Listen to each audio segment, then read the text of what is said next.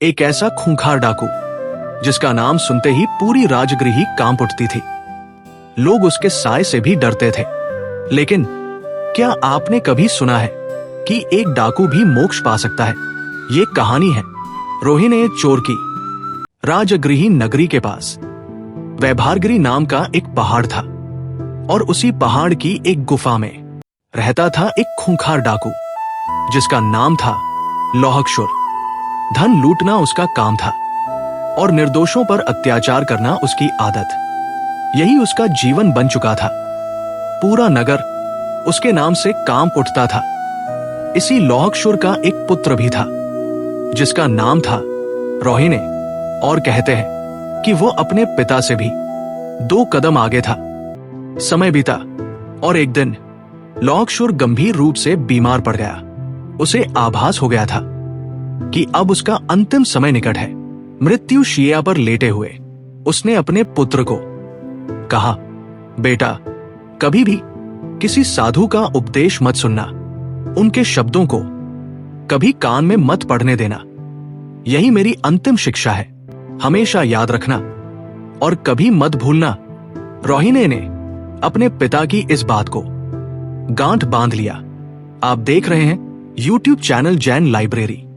हमारे चैनल को सब्सक्राइब करना मत भूलिए। वीडियो पसंद आए तो लाइक और हाइप जरूर करें। एक दिन रोहिणी किसी काम से राजगृही की ओर जा रहा था। मार्ग में उसने दूर से भगवान महावीर का समवसरण दिखाई दिया। समवसरण में भगवान उपदेश दे रहे थे और तुरंत उसे अपने पिता की बात याद आ गई। उसने अपने कानों में उंगलियां डाल ली ताकि भगवान का एक भी शब्द उसके कानों तक न पहुंच सके। जैसे ही वो समवसरण के ठीक सामने पहुंचा, अचानक उसके पैर में एक कांटा चुभ गया। जैसे ही वो कांटा निकालने के लिए नीचे झुका, उसी क्षण भगवान के मुख से निकले कुछ शब्द उसके कानों में पड़ गए। देवों के चरण पृथ्वी को स्पर्श नहीं करते, उनकी पलकें कभी नहीं झपकती, उनकी पुष्पमालाएं कभी मुरझाती नहीं और उनके शरीर पर कभी पसीना नहीं आता। रोहिणी उन्हें सुनना नहीं चाहता था। फिर भी इतने शब्द उसके कानों में पड़ ही गए। लेकिन उसे क्या पता था कि यही कुछ शब्द एक दिन उसके जीवन की दिशा बदल देंगे। राजगृही में अब प्रतिदिन चोरियां होने लगी। आज किसी सेठ के घर डाका पड़ता तो कल किसी और के घर। पूरा नगर भय और असुरक्षा से घिर चुका था। पीड़ित प्रजा राजा के पास पहुंची और न्याय के लिए प्रार्थना करने लगी। राजा क्षैनिक ने अपने अधिकारियों को कड़ी चेतावनी दी, लेकिन वे भी लाचार थे क्योंकि चोरी के तरीके हर दिन बदल रहे थे और चोर हर बार उनसे एक कदम आगे निकल जाता था।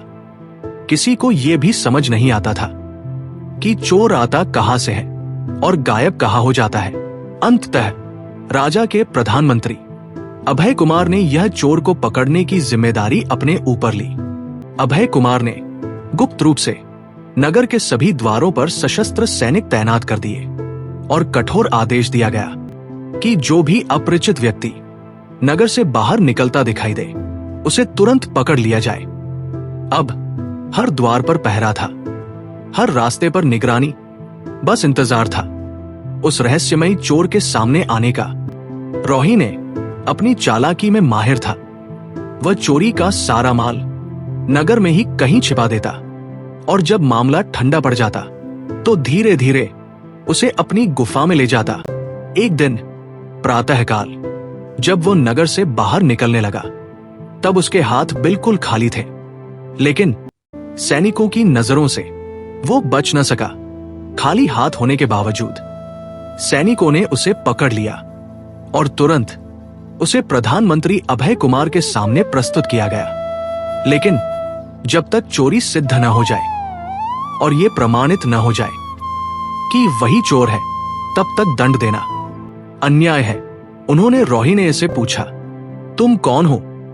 रोहिणी ने शांत स्वर में कहा, मेरा नाम दुर्गचन है। मैं शालिग्राम का रहने वाला हूं और खेती बाड़ी करके अपना जीवन चलाता हूं। अभय कुमार ने इस बात की सच्चाई जानने के लिए गुप्त रूप से जांच करवाई और आश्चर्य, जांच में सब कुछ सही निकला। शालिग्राम में दुर्गचंद नाम का एक किसान वास्तव में रहता था और उसी दिन वो अपने गांव से बाहर गया हुआ था। रोहिणी ने बड़ी समझदारी से उसका नाम लिया था। उसने हर सवाल का जवाब पहले से सोच समझ कर तैयार कर रखा था। अभय कुमार के मन में सच जानने के लिए एक और युक्ति आई। उन्होंने रोहिणी को भोजन कराया, लेकिन उस भोजन में कुछ ऐसा मिला हुआ था जिसे खाते ही उसकी आंखें भारी होने लगी और देखते ही देखते वो जमीन पर गिर पड़ा और कुछ ही क्षणों में वो पूरी तरह बेहोश हो गया।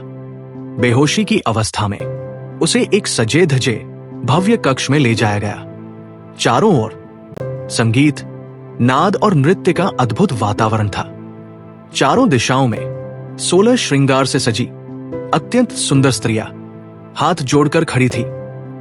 कुछ समय बाद रोहिणी की मूर्छा टूटी और होश में आया। उसने आंखें खोली और जैसे ही उसकी दृष्टि उस भव्य कक्ष पर पड़ी और उन सजी धजी सुंदरियों पर गई, वो आश्चर्य में पड़ गया। उसे समझ ही नहीं आ रहा था कि ये सब आखिर हो क्या रहा है। उन सुंदरियों ने मृदु स्वर में निवेदन किया, प्राणनाथ, हमारा अहोभाग्य है कि आपने मृत्युलोक को छोड़कर स्वर्ग में पदार्पण किया है। हम आपकी कई दिनों से प्रतीक्षा कर रही थी। ये समस्त दिव्य वैभव, ये ऐश्वर्य, सब कुछ आपका ही है। ये सभी सुख सुविधाएं आपके लिए ही सुसज्जित है। हम आपकी सेविकाएं हैं और आपकी आज्ञा का पालन करना ही हमारा परम सौभाग्य है। हे स्वामी, आप अपनी इच्छानुसार वे स्वर्ग का आनंद लीजिए। ये सब सुनकर रोहिणी और भी भ्रमित हो गया। उसे लगने लगा मानो वह सच में स्वर्ग पहुंच चुका है। इतने में संगीत और नृत्य आरंभ हो गए। थोड़ी ही देर बाद एक तेजस्वी दिव्य वस्त्राभूषणों से अलंकृत युवक वहां प्रकट हुआ। उसने विनम्रता से रोहिणी का अभिवादन किया। महानुभाव, आपका स्वागत है। हम स्वर्गवासी हृदय से आपका अभिनंदन करते हैं। इस लोक का ये नियम है कि प्रत्येक नव आगमन करने वाला अपने पूर्व जन्म के सुकृत और दुष्कृतों का सत्य और स्पष्ट वर्णन करता है। शुद्ध हृदय से अपना संपूर्ण जीवन वृत्त सुनाने के पश्चात ही उसे यहाँ निवास का अधिकार प्राप्त होता है। आता है आपसे विनम्र निवेदन है कि आप अपने जीवन का समस्त इतिवृत्त निसंकोच हमें सुनाने की कृपा करें। रोहिणी वहां के दिव्य ऐश्वर्य और भोगविलास को देखकर उच्चकित रह गया। उसके मन में वही रुक जाने की तीव्र इच्छा जाग उठी। आखिर ऐसे सुख और वैभव को छोड़कर मृत्युलोक में लौटना कौन चाहेगा? और अंततः उसने निश्चय कर लिया कि वह अपना सारा वृत्तांत और सत्य रूप में सुना देगा। इतने में अचानक रोहिणी को भगवान महावीर के वे शब्द याद आ गए, देवों के चरण पृथ्वी को स्पर्श नहीं करते, उनकी पलकें कभी नहीं झपकती, उनकी पुष्पमालाएं कभी मुरझाती नहीं और उनके शरीर पर कभी पसीना नहीं आता। रोहिणी ने चारों ओर देखा और उसके मन में विचार उठा, ये सब तो पृथ्वी पर ही चल रहे हैं। इनकी पलकें झपक रही हैं, इनकी मालाओं के पुष्प मुरझाने लगे हैं और इन नर्तकियों के शरीर पर पसीना भी आ रहा है। अचानक रोहिणी के मन में एक विचार आया, कहीं ये सब एक छल तो नहीं? जैसे जैसे वह सोचता गया वैसे वैसे पूरा दृश्य उसके सामने स्पष्ट होता गया। रोहिणी ने अपने पूर्व जन्म का वृत्तांत इस प्रकार सुनाना शुरू किया मानो वो कोई अत्यंत सज्जन व्यक्ति रहा हो। उसने अपना नाम वही दुर्गचंद बताया और खेती बाड़ी को ही अपनी आजीविका बताया। अंततः अभय कुमार का रचा हुआ जाल निष्फल सिद्ध हुआ, क्योंकि चोरी का कोई स्पष्ट प्रमाण प्रस्तुत नहीं किया जा सका और उसी कारण रोहिणी को मुक्त कर दिया गया। रोहिणी के मन में एक गहरा विचार उठा, अनजाने में उस सुने गए भगवान महावीर के कुछ शब्दों ने मुझे मृत्यु से बचा लिया। यदि मैं उनका पूरा उपदेश सुन लेता तो मेरा कितना कल्याण होता। बस यही विचार उसके जीवन का मोड़ बन गया। वो उसी क्षण भगवान महावीर की शरण में जा पहुंचा उसने श्रद्धा से उनका उपदेश सुना और फिर शुद्ध हृदय से अपनी पूरी जीवन कथा सत्य रूप में उनके समक्ष प्रकट कर दी। वहां राजा श्रेनिक भी उपस्थित थे। रोहिणी के पश्चाताप को देखकर उन्होंने उसके सभी अपराध क्षमा कर दिए और उसी क्षण रोहिणी की आत्मा मानो निर्मल हो गई। पापों का अंधकार अब समाप्त हो चुका था। रोहिणी ने उस दिन के बाद उस सदैव के लिए चोरी का मार्ग छोड़ दिया। उसने भगवान के समक्ष अपने सभी अपराधों को सच्चे हृदय से स्वीकार किया और भगवान महावीर की शरण में जाकर दीक्षा ग्रहण की। अपने पिछले पापों को नष्ट करने के लिए उसने कठोर तपस्या की, संयम और साधना का मार्ग अपनाया और अंततः अनशन करके देह का त्याग किया और अपनी आत्मा को उच्च गति प्रदान करते हुए स्वर्ग को प्राप्त किया।